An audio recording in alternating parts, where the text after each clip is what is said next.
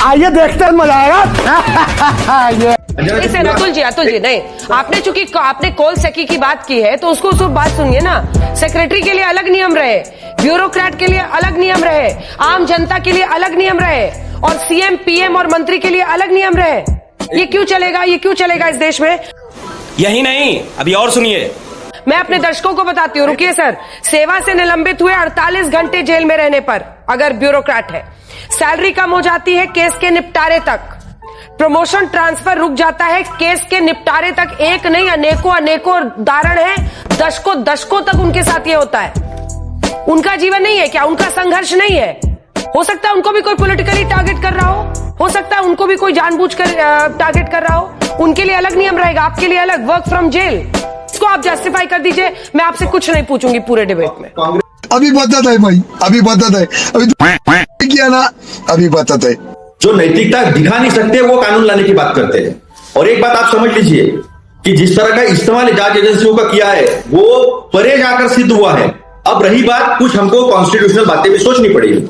जो राजनीतिक जीवन में होता है ना, उसको 5 साल के बाद जनता के सामने जाना पड़ता है। उसकी भी आड़ लोग लेते हैं। लेकिन आप जो कहते हैं उस बात से कांग्रेस कई हद तक सहमत है। सिर्फ राजनीतिक दुरुपयोगिता, पुलिस स्टेट निर्माण न हो और रूल ऑफ लॉ जो है, राहुल गांधी जी ने जिस ऑर्डिनेंस का विरोध किया था वो कन्विक्टेड की बात थी, वो कि दोष सिद्ध हो गए, सजायाफ्ता है, वो नहीं लड़ सकते, उसका खिलाफत किया था। यहां तो लोगों को फंसा के राज्यों की सरकारें गिराने का काम हो सकता है, ये आप समझ लीजिए।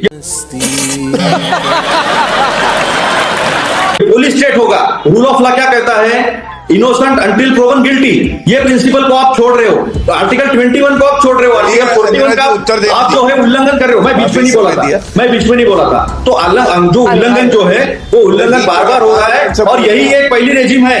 अब इन्होंने सर आप इधर उधर की बात करते हैं, लेकिन आप अतुल लौंडे पाटिल साहब एक बात नहीं बताते हैं कि अगर आप भी चाहते हैं ये ना हो तो आप इसके खिलाफ क्या है?